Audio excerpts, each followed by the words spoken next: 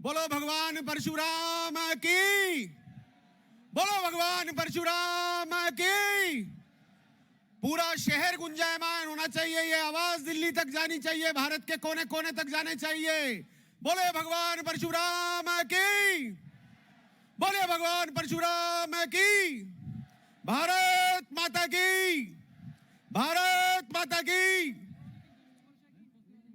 मंच पर विराजे हुए संपूर्ण संत समाज के चरणों में सादर वंदन निवेदन करते हुए मृत्युंजय भगवान परशुराम और मां गायत्री का स्मरण करते हुए यहां इस अभूतपूर्व और ऐतिहासिक ब्राह्मण पंचायत में पधारे हुए सभी विप्र बंधुओं का और हमारे अन्य समाजों से जो हमारे प्रतिनिधि यहां शामिल हुए हैं उन सभी का मैं हार्दिक अभिनंदन करता हूं, स्वागत करता हूं।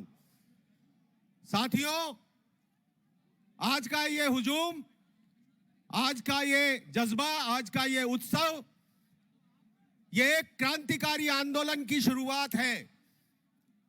ये परिणति नहीं है, ये आगाज है। ये आगाज है ब्राह्मण की आवाज का, कि ब्राह्मण की आवाज को जब जब दबाया जाएगा, कुचला जाएगा, ब्राह्मण चुप नहीं बैठेगा।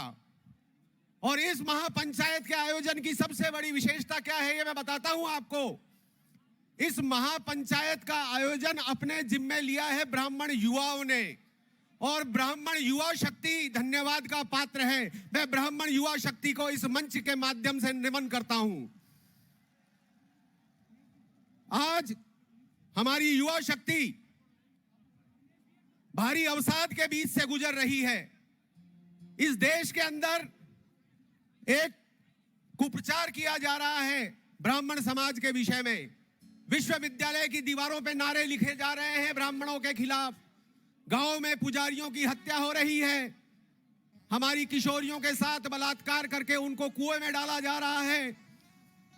इस मंच के माध्यम से यह ऐलान करना चाहता हूं कि विप्र सेना और संपूर्ण ब्राह्मण समाज अब इसका प्रतिकार करेगा और पुरजोर तरीके से प्रतिकार करेगा। अब यह नहीं चलेगा। मैं इस मंच के माध्यम से यह भी कहना चाहूंगा कि आप अपनी शक्ति को पहचान लें। आज ये इस स्टेडियम के अंदर आप जो इतने यहां पर मौजूद हैं, आप अपनी शक्ति को पहचान लें। आप अकेले नहीं हैं। आप अपने आप को अकेला महसूस नहीं कर सकते हैं। आपके साथ हिंदुस्तान का 15 करोड़ ब्राह्मण खड़ा है, और हिंदुस्तान का 15 करोड़ ब्राह्मण क्या कर सकता है ये आप जानते हैं। जब अकेला चाणक्य चंद्रगुप्त बना सकता है। ये जो रेलिंग के पास जो युवा खड़े हैं, मेरा निवेदन है, ये आपका कार्यक्रम है। भैया आप पीछे हो जाओ, बिल्कुल पीछे हो जाओ। आप सुन नहीं रहे हो, पीछे हो जाओ। जब एक चाणक्य चंद्रगुप्त बना सकता है तो 15 करोड़ चाणक्य क्या कर सकते हैं।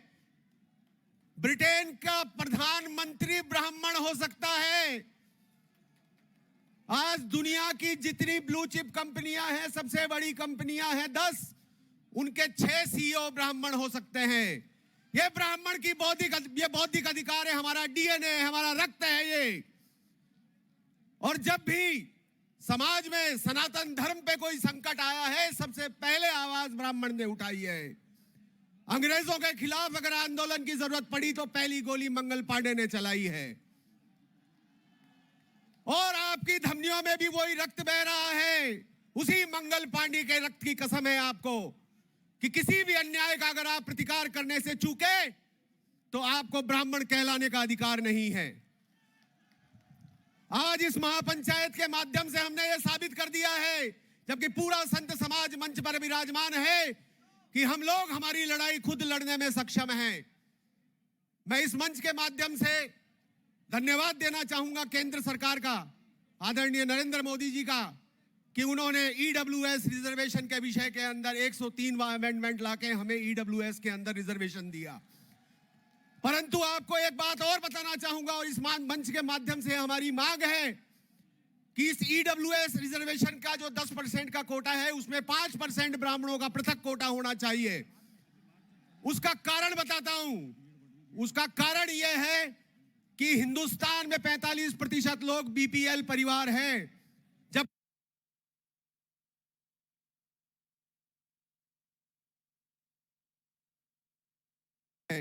और ये आरक्षण का अधिकार इस महापंचायत के माध्यम से हम लेंगे। मुझे दो चार बातें आपसे और शेयर करनी है।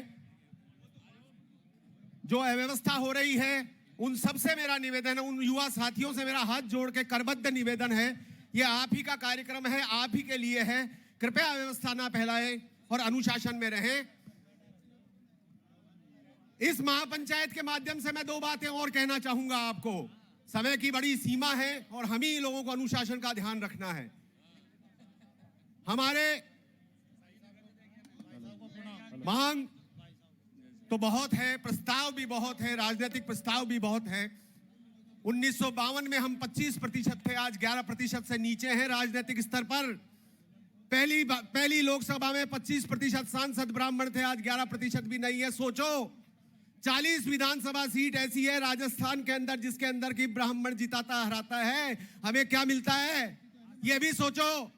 ये सोचने के लिए ही यहां आए हैं, एकजुट होकर एक साथ रहो। और इस महापंचायत के माध्यम से मैं एक बात और आपको निवेदन करना चाहता हूं। मेरी मांग अगर सक्षम कानों तक पहुंच रही है तो वो सुने कि जयपुर शहर के अंदर हम एक विश्वविद्यालय बनाने का सपना देख रहे हैं, भगवान परशुराम विश्वविद्यालय बनाने का। और इसके लिए 24,000 मीटर जमीन हमारे को पूर्ववर्ती भारतीय जनता पार्टी सरकार ने अलॉट भी करी है। परंतु वो हमें आज तक प्राप्त नहीं हुई। तो इस मंच के माध्यम से मेरा निवेदन है कि ब्राह्मण समाज को तत्काल प्रभाव से 24,000 मीटर जमीन उपलब्ध कराई जाए और हम 500 करोड़ की लागत का विश्वविद्यालय बनाएंगे।